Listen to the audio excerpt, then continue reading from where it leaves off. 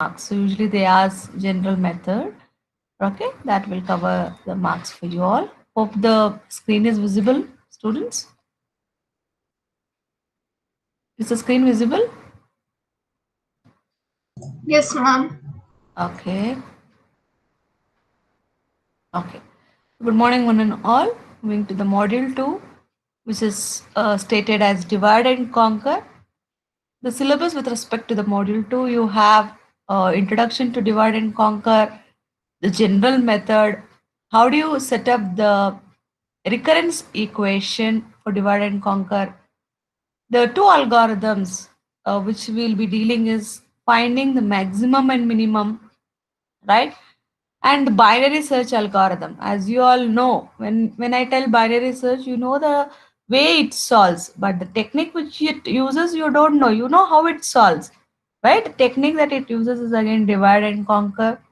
And we will learn two sorting algorithms. One is merge and one is quick. Both the sorting algorithms, which are part of your lab programs too. Okay. And there's one more algorithm which will be dealing Starson's matrix multiplication. So you all know how matrices are multiplied, but Starson's is another a professor or a person who gave new way of multiplying two matrices, wherein the time complexity is reduced compared to your normal matrix multiplication. That we will see further, right? Then the agenda, this is about only divide and conquer. Decrease and conquer, you have two algorithms that we'll see later. Okay, that is also part of module 2 itself. Okay. So the agenda for today's class, I am dealing to the introduction to divide and conquer, the general method, the recurrence equation, and before I go to the examples which are there in your syllabus, I want to deal one simple example to find sum of n numbers using divide and conquer. Okay, fine. So what is this general method? As you all know, um, divide and conquer is a technique which is used in our daily lives also. You can tell. Suppose say I give you some task, some project. So you are in a team, isn't it? So four in a team. I'll ask you to present something, right? So four in a team. It means what? The job what I give to you, you divide to your members, to your group members. Not it's not the one person who is doing. So you will tell one person you do PPT, the other person you do some coding, the other person you do something, last person do something. Okay, whatever it is. So PPT doing or coding or report making, right? So whatever it is. So you will assign, the team leader will assign various things to all the four members, and very important, after assigning completion of the work, what should you do? You just simply present it, or what do you do at the end before presenting, students? What do you basically do? First, you will divide, you will complete the job. Then, at the end, what is the task of the team leader? What does he do? Any idea? Generally, what does a team leader do in that case? You have assigned one person to do PPT, the other one some report, okay, the other one some coding portion, okay. Three members. You have three members in your hand. You gave all this task to it to them. They'll complete it. What will you do, students? What will the team leader do? What is the task of the team leader? Anybody can give me the answer? Combine it all, ma'am. Yes. So the task of the team leader is he has to collect. First he has to get, okay, give me the PPT. Okay, give me the report. Then give me the coding. Okay. The team leader, basically, I'm just talking. Okay, team leader will also have some job to do. As a part of the example, the team leader, let us assume he doesn't have to do any task, but at the end moment, he has to collect all the data from them, whatever task they have done, code it, sorry, appropriately he has to arrange, he has to combine, isn't it so? So in the PPT where coding has to be added, report, where the reporting has to be added, or what all changes that can be accommodated in the report, right? So all these things, the team leader will take up the job of collecting and then combining it. That's simple. That's very simple, as you can see. Divide and conquer. You first divide it, later you conquer it. Conquer it in sense you collect it, combine it to acquire the solution to the problem. Hence, at the end, the team leader will present to me. Okay, ma'am, this is what we have done. Okay, so the hands or the procedure behind that particular work is again dealt using divide and conquer.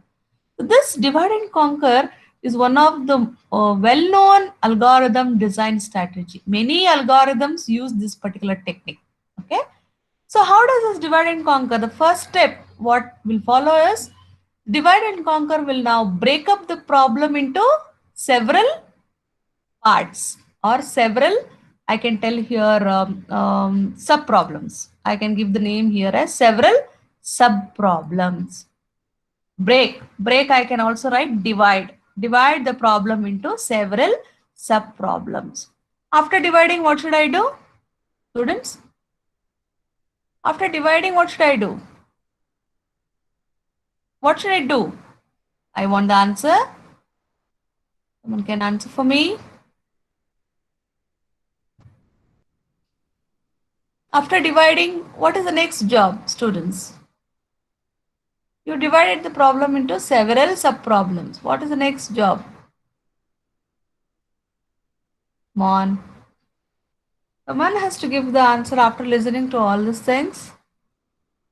Assign the tasks, ma'am. As after dividing, what should we do? Okay, after dividing, part of it you have assigned. Okay, after that, what is the task after assigning? Ma'am, group and arrange in a specific order, ma'am. Okay. Anything else? Any answer? You will divide the problem into sub-problems. What is the next task? Assigning, everything is done. Assigned. Okay. Solve it individually. Okay. Make sure that the sub-problems are being solved.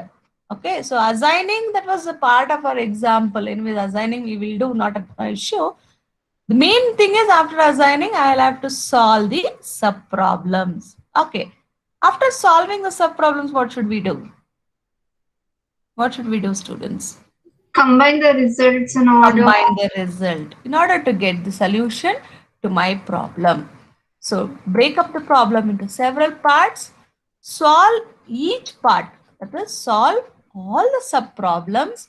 Remember, students, your divide and conquer algorithm are solved always recursively. So we cannot solve non-recursively. That's not possible. Always it is solved recursively. Solve each problem recursively. All the problems have to be solved by default. After solving, I'll have to combine the solutions of the sub-problems to obtain the solution of the original problem. So I have to combine them, right? Sometimes in divide and conquer methodology algorithms, combining will be missed. Combining sometimes it is not mandatory, but sometimes it is optional. I can tell it's optional. It may not combine, but most of the time we try to combine, but some of the algorithms combining is not required. That's it. Okay. So break up the problem into several sub problems. Solve each sub problem recursively. Very important keyword is recursively. Combining them, combining what? Solutions of the sub problems to obtain solution of the original problem. This is your normal divide and conquer approach which is being followed. But most of the time, I said break up the problem into several sub problems. Several means what? Is there any finite count? So have I given any finite count? 2, 3, 10. Several means it can be something, some number, right? But most of the time, most of your algorithms will break up the problem of size n into two equal parts of size what, ma? Of size what, students? Of size n by 2. So remember, if I have to solve my problem, I will always take up, if a problem is of size n, I divide into how many sub-problems, students? How many sub-problems? How many sub-problems? 2, ma'am. 2. I think if you could notice binary search, you can see it is divided into two sub-problems based on the mid, right? Which is of size n by 2. Mid if I use means it is of size n by 2. Then after that, solve the two parts, that is the two sub-problems recursively, and then combine how many solutions? How many solutions will I have when I am dividing into two sub-problems, students? How many solutions? How many solutions will I have? 2, ma'am. Two solutions into overall solution. That is your final solution, which will be usually the combining time. So you all will count now. Dividing will count, solving will count, and even combining, where we combine with linear time. So we are combining in the linear time. Okay. Just remember this. We will see, right, how exactly it will be done. Okay. Now, if you could see your binary search, students, are we doing the first step? Are we breaking the problem into two sub-problems into size of n by 2? Am I doing it? Yes, ma'am. Yes. Am I solving two sub-problems recursively? Yes, ma'am. Are you solving two sub-problems? Are you searching in both the sub-problems? Only one, ma'am. No, ma'am. Only one. Only one. You can observe that the binary search algorithm doesn't want me to solve both the sub problems. That is also, you can see, it is not mandatory. Some algorithm needs both the sub problems to be solved, but some may not. I will do it in only one sub problem and recursively. Okay, recursively I'll do it. Then am I combining any solutions? Will combining come to picture when there is only one sub problem being solved? No, ma'am. No, I will not combine. Am I combining anything? No, I'm not combining anything. I'll just keep on searching. If it is found, my result is successful. So, the last two parts which you can see, or the last two steps which you can see, sometimes will vary. Okay, but the concept remains the same. Nothing much difference. But this is your general approach. Okay. Now I have a figure telling you all about what is exactly happening. So if I have a problem of size n, what is towards my left side? I'll have what? A problem of size n will be divided into, I want the answer, Trupti. N by 2, ma'am. What is towards my LHS? It is divided into two parts, so it will be, the problem will be of size n by 2. Yes. So I name it as subproblem 1 of size n by 2, because I have only how many subproblems? Two sub-problems, ma'am. Problems. What is on to my RHS? I want the answer from Anusha. Is there? What is on to my RHS? No. Bhavna? No.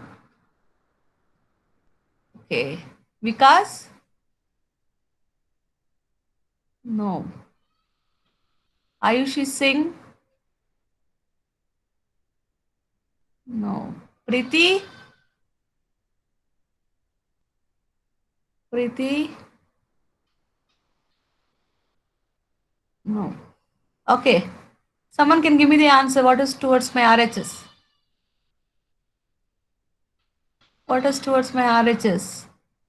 Sub-problem 2 of size n by 2, Size ma'am. n by 2. Subproblem of size n by 2. Okay. So, since it is solved recursively, So I have to first solve the left and then go for the right. Anyways, so that I'll deal in the next classes. Subproblem 2 of size n by 2, right? And then I have to get solution to both the subproblems. Solution to subproblem 1. Remember students, when it is in a recursive way, first this will be solved. This will be solved. Okay, and then this will be solved. Okay, so just keep track of that. Okay, when you're dividing the problem into sub problems. Okay, so first call will be process, next the second call, so that we will see in the further classes, not now. Next I have sub problem 2's solution. So this is how it works.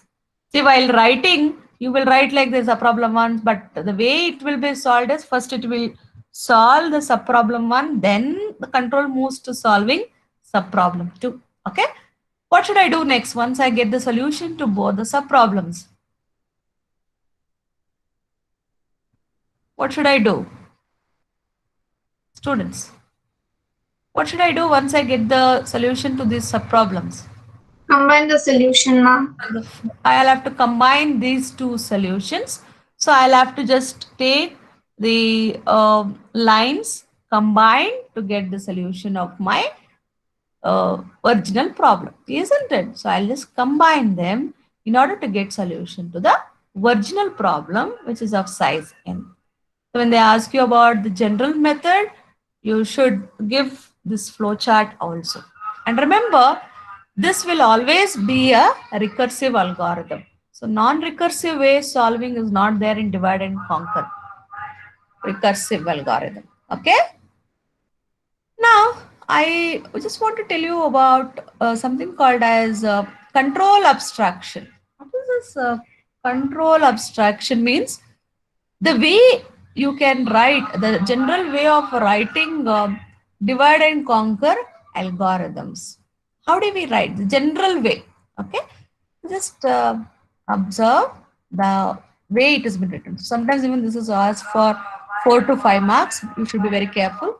So we can write a control abstraction. Abstraction, I think you people know. In OP you would have studied. Giving only the required details and hiding the most important details. So you will be very much abstract.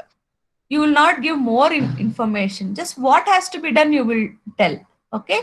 How it is to be done, you will try to hide, right? So we'll write one control abstraction that illustrates the way on which the algorithm, which is based on divide and conquer, will look. How it looks, despite of how it works, how it will look, we will just see. Okay. So a general design and the conquered design strategy is illustrated as given below. Sometimes in the exam they'll ask you control abstraction. So many of them will fail writing it. So you should know how it has to be written. So as you all know, any algorithm that we write will start with the keyword algorithm and the algorithm name. So I have used divide D and C. What is this D and C, ma? What is this D and C meaning? D and C means what for me? Divide and conquer, ma'am. Divide and conquer. That's it. Okay. And in the brackets I have given P. What does this P refer to me? What is this P? What is P referring to me, students? It is parameter. Okay, parameter, correct. P means what for me here? Size, ma'am. No, no size. In general, what does a P mean? Problem. Oh, yes, very good. So you will write maximum in brackets. You will write A. What is that A? It is your problem. An array. An array is a problem for you, isn't it? The problem of size n, right? Or the input of size n. So now, you start the algorithm, right? You actually purpose I just missed here. You should have written to find solution to an algorithm to a problem of size n. Okay, that's missed. Anyways, let's not worry about it. Now, as you all know, since it is a recursive algorithm all the time, you will have something called as a base case and something called as a general case, both the things. So first let me design the base case for you all. If small p, okay, see as I said, keep on dividing the problems into sub-problems. See, when I have sub-problem 1, again sub-problem 1 recursively solving means what? What happens to sub-problem 1, students? Recursively, if I am solving, sub-problem 1 will be divided into, again, how many parts? Again, how many parts, students? 2, ma'am. Again, 2. That is, say I give sub problem 1, sub problem 2. Again, sub problem 1 again will be divided into sub to the power 3 problem 1. So like this, the way or recursively, you keep on dividing the problems into sub problems. But then at some time it has to end to get solution to your problem. And that ending condition, we call it as the base case. So you can observe, I put one if statement. I have one function here, small of p. What is a small of p? Small of p is a Boolean function which checks whether the problem p can be further divided or not. Right? Can I divide the problem further, or can I get the solution to the problem without dividing? So it will check. Right? Try to understand, students. Small p is a Boolean valued function that just checks whether can I get the solution to the problem without dividing. If it is true, means yes, I can get the solution to the problem without dividing, then it will return S of P. What is this S of P? The solution to the problem when P is small. When P is small. Some condition, you have to reach to a condition where you will stop dividing and start combining. That is what the motto here is. If you keep on dividing, when will you combine? Some position should be there wherein you stop dividing the process. That's how recursive algorithm works, isn't it so? So small p is a function which checks whether p is so small that I cannot further divide, or p is such a way that I can get the answer without dividing. If so, then return S of P. What is this S of P? Solution to the problem P when it is small. Small, right? Try to understand. If the problem is not small, that means it can be divided. It can be divided. Then I go to the else portion. Tell me what will I do in this case? If this problem is not small, means it is large, it can be divided. So what should I do, students? What is the procedure that I should follow? Else what should I do? Else what should I do, ma? If the problem is quite large enough, what is the procedure that I follow? Call the function again, ma'am. Yes, first you have to divide it, then recursively solve the subproblems and then combine. So what I should do first? Divide. So what I'll do, if P is quite large enough, divide P into smaller instances, means smaller subproblems. So what in this case, you can observe the problem P is divided into P1, P2, P3, Pk. Okay. I am not restricting only to 2 subproblems. I am restricting k subproblems. It is divided to how many subproblems, students? K subproblems, where k is greater than or equal to 1, or k ranging from 1 to n. Right? It is divided into how many? K subproblems. And then once you divide into k subproblems, I will have to apply again which algorithm to all these subproblems, students? Which algorithm should I apply? Which algorithm? Which algorithm should I apply to all these subproblems? Which is algorithm? What is your algorithm name? Recursively, I have to solve these subproblems, isn't it? So which algorithm will you apply to P1, P2, P3 to Pk? Which algorithm? DNC, ma'am. D and C, because it's solving recursively. So apply DNC to each of these subproblems. Yes? When I apply DNC to each of the subproblems, again it is recursively doing everything it will do. Finally, it will find the solution for P1, P2, P3, then Pk. After that, what should I do once I get solutions of P1, P2, P3, Pk? I should, students, what should I do? Once I get the solutions for P1, P2, P3, Pk, what should I do? After getting the solutions, combine it. So I will write one statement like this. Return, I have a function called as a combine. What is this function combine doing for me? Look at this. It will take DNC P1. What does this DNC P1 give for me? It will recursively solve which problem? It will recursively solve which problem, students? DNC? DNC P1 will recursively solve which problem? Which problem does it solve? It will solve? Which problem does it solve? DNC P1. Speak out. Which problem does it solve? Which problem does this solve? Which all it will solve, ma? When I apply DNC to P1, which problem is getting solved? It gives solutions to which problem? P1 problem. P1. Again, DNC P2 will give solution to which problem?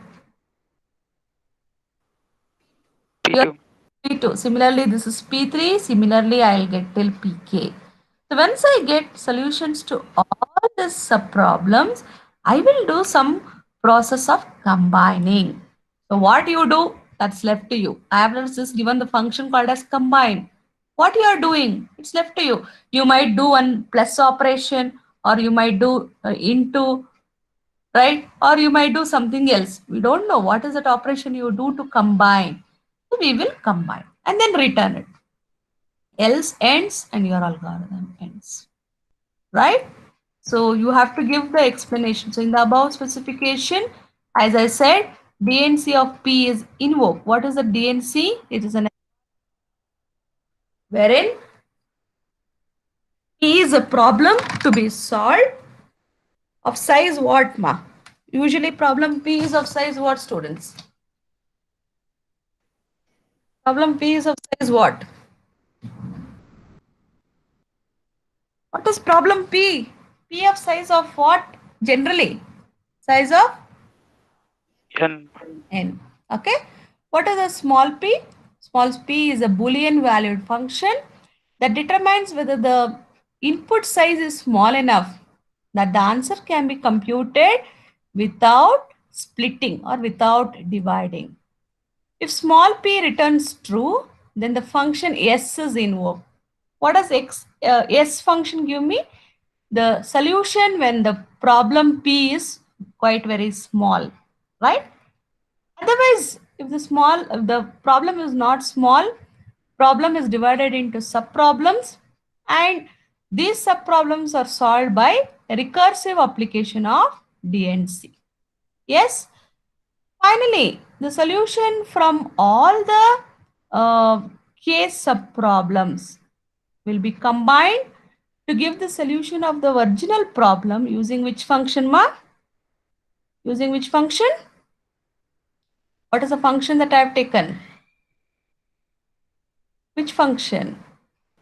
In the abstract, the name that combine. Yes? Right? So you have to mention all these 4 points along with that abstraction. Then only you will get full marks. Writing only this or writing only that will not fetch you marks. Okay?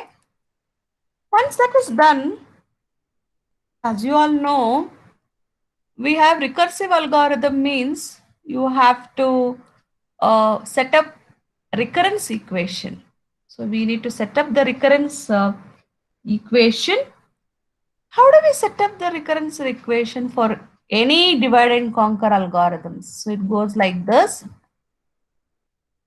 If a problem is of size n, okay, and we have k subproblems which are of size n1, n2, nk respectively, then the computing time of divide and conquer algorithm is given by the following recurrence relation. Can anybody guess what is T of n in this case? If n is divided, problem of n is divided into k subproblems, can anybody just guess what is T of n? T of n is equal to, guess. We are dividing that into k subproblems, right? Can anybody guess? T of n is equal to what? Is equal to, can anybody just guess?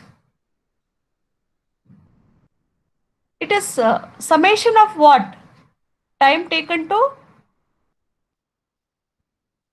students. I think you can guess. If a problem is divided to k subproblems, which is of size n, if I ask you to find the time complexity of that original problem T of n, what is it? Very bad. At this point, if you don't tell, it is very bad. Can anybody tell me what is T of n? Janvi? Guesses? No guesses? Summation from R source P of K from P is equal to You are not. Voice is breaking, not audible. Once again, Janvi? ma'am, for all the small instances we have to calculate now. Yes. Okay. Any answer? Any guesses? Anybody else? Girish?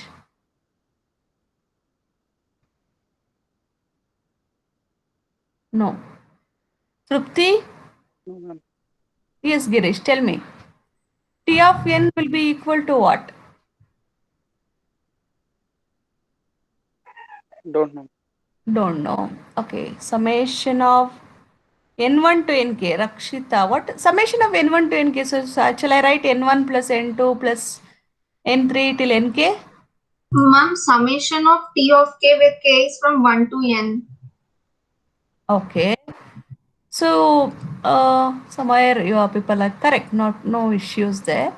So if at all a problem is divided to k subproblems, and you all know that we are solving recursively. So I'll have to first find out the time taken to solve the problem of size what ma? Problem of size n1, then problem of size n2, then problem of size n3, the time taken till nk, isn't it? So my recurrence relation will look something like this. T of n is equal to the time taken, let me come to this later, time taken to compute the solution to the subproblem of n1, then time taken to compute the solution to the subproblem of n2 goes on till nk. Do you all agree with this? Yes or no? Yes, right? So I'll find summation of all the time taken to solve the subproblems n1 to nk. Then see, you can see I did plus f of n. Can anybody guess what is this plus f of n? What is this f? Some function of n I added. What will I do once I get solution for all the subproblems, students? What will I do after getting the solutions? Ma'am, it's combined, ma'am. Yes, I'll try to combine. What is this f of n? Remember, as you all know, the time complexity is represented in terms of n, where n is the input size. So here, f of n is the time spent for combining the solutions of all the subproblems n1 till nk. Okay, and if n is small, definitely when n is small, you will do something. Some operation you have to do, right? Might be you may not do any operation. Let us not worry about it. And I assume when n is small, the time taken to compute when n is small is g of n. Some time taken is taken. Some time is taken, which is in terms of n there. So now the recurrence relation I can now just tell T of n is the time taken for divide and conquer method on any input of size n. Any input of size n is the time taken, the time complexity. And what is this? G of n is the time to compute the answer directly for smaller inputs. Remember here, when n is small, we are not dividing. Directly we are getting the answer. I think if you can see factorial, if n equals to 1, you write return 1 directly. You will not divide, you are not dividing or you are not doing any operation there, isn't it? So compute the answer directly. What is this T1, Tn1, Tn2 is the time taken to solve the sub problems of size n1 to nk. Yes. And then what is this f of n? Is that for dividing the problem as well as combining the solutions of the sub-problems. So f of n, usually it will count both the things, dividing and combining. But more preference is given for combining, because dividing we don't do much operation, but combining, time taken to combine is represented here. Most valuable one I can tell. Yes. This is about the recurrence equation. And as I now said, see that are we dividing the problem into case subproblems? Are we dividing the problem into case subproblems, students? How many subproblems we are trying to divide? Usually. In general, normal two. Okay, let's keep that in mind. Two subproblems usually we'll have. As I said, when we are dividing the problems, usually the sizes will be same. Two subproblems of each of size n by 2. Size almost remains the same. Okay. So whatever I just wrote here, Tn of 1, Tn of 2, till T of nk. Okay. So I'll just combine this to be as number of instances of same size. So I assume that all n1, n2 till nk, they are of same sizes, not of different size. Okay. So using that, I assume that if I have a size n, I will divide into how many instances? A instances. So I'll take A instances of size n by b. Right? So I just assume that instead of computing time taken for n1, n2 till nk, I just assume that the sizes of the subproblems are same throughout and the size is n by b. So I now tell that I divide it into A instances of size n by b. And you all know that where A is the number of instances for to be solved. Now, can anybody tell me A means in general how many subproblems? In general, how many subproblems? I divide into A instances of size n by b when I tell. What is A to me? In general. 2. I divide into 2 instances of size n by b. What is the size n by b in this case? N by 2. N by 2. Isn't it? Remember, this A and B, which are constants, A should be always greater than or equal to 1, and also A can be equal to 1, because sometimes we try to divide to one problem. That's there. So B should be also greater than 1, not equal to 1. If B becomes 1, means it is of size n, which is meaningless. Yes. So you can have divided the problem into one subproblem of size n by 2, or you can have two subproblems of size n by 2. Remember, this relation you should remember. A should be greater than or equal to 1 and B should be definitely greater than 1 because we are reducing the problem size. If I keep B greater than or equal to 1 means if the denominator becomes 1, my size is what? Again, n itself. I'm not trying to divide the problem, isn't it so? This equation. So keeping this in mind, now I will write the recurrence relation T of n equals to what, students? T of n equals to, can I write like this? Can I write like this? A T n by B. Can I write like this, students? A T n by B, can I write? Yes or no? Can I write like this? How many instances I have? How many instances? How many instances I have, students? A, ma'am. A. I have A instances, means A subproblems. Each of size how much? Each of size n by B. So if I find a time complexity of one subproblem, I can just multiply with A. That's all. Very simple as it is. As you write, for example, you write 3 into 3 into 3. Isn't it? Something like this. Oh, sorry, plus I'll give. I'll give like this, plus.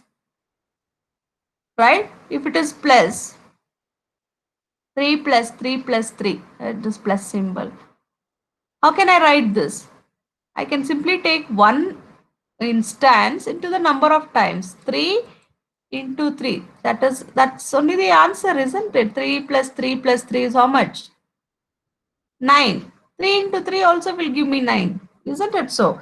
Right? So first find the subproblem. One subproblem's time complexity, then multiply with the number of instances.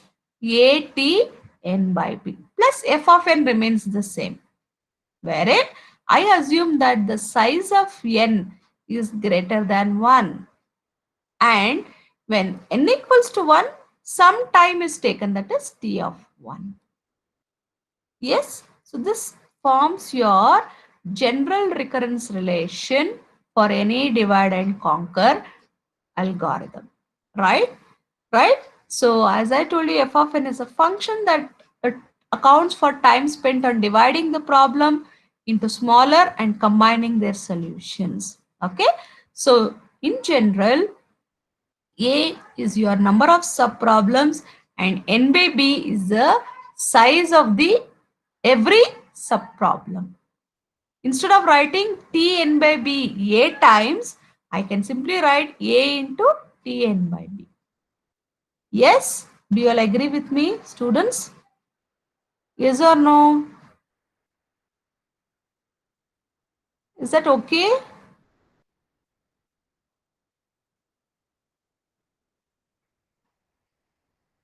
Okay. How do we solve these recurrence equations? As you all know, one way which we have already seen is the backward substitution method. Okay.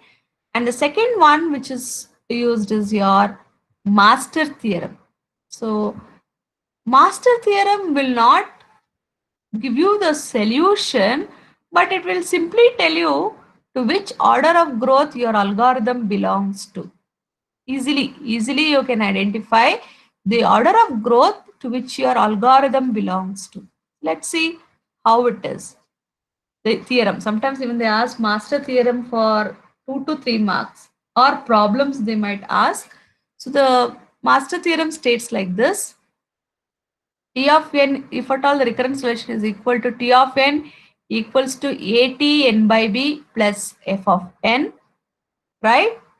And if at all f of n belongs to theta of n to the power d, where d is greater than or equal to 0, then I can tell that T of n belongs to 3 categories depending on the relationship between A and B to the power D.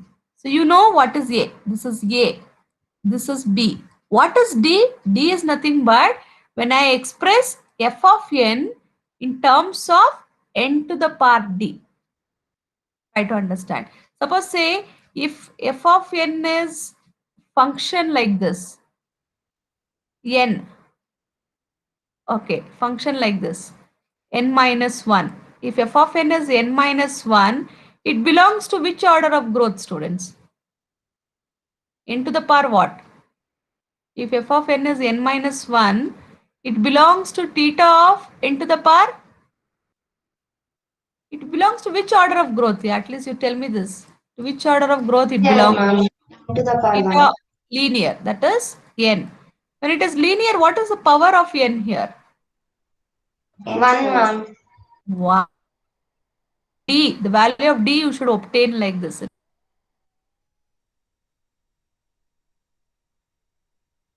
Right? That you have to consider the value of D into the power D. Find the relationship between them. If A is less than B to the power D, it belongs to theta of n power D equals to theta of n power D log n greater than n power log A to base B. So you have to remember this. This you have to. We'll solve some problems next class. Try to remember this. Okay.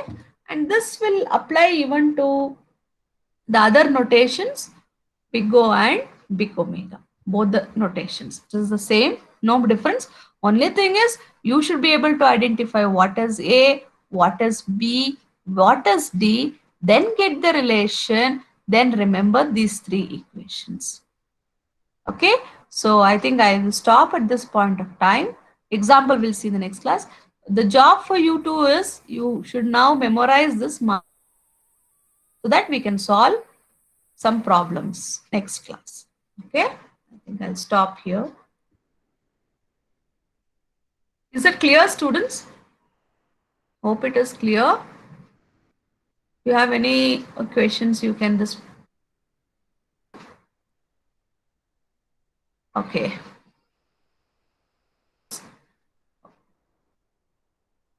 Can anybody just take the general recurrence equation for divide and conquer?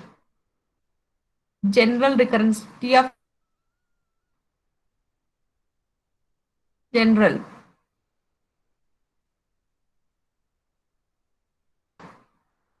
The final one which we are. T of n is equal to A into T of n by B plus f of n, ma'am. What is that A? What does A denote? Ma'am, number of instances we divide the Number of? problem. Instances, ma'am. Okay. Instances. Number of sub-problems or number of. What is that n by B? What is that n by B? Ma. Someone can answer to me. Size of subproblems, ma'am. Size of the. What is that f of n? What is that f of n? Time spent on Dividing and combining. combining the solutions of the sub-problems. Okay. Combining, but most of the time while writing, they write dividing and combining, not a problem there. Okay. Approach, any divide and conquer approach will divide the problem into how many sub-problems? How many? General usage. How many sub-problems? 2, ma'am. 2 sub-problems. Okay. Varshita is there for me? Varshita? Ritu? No?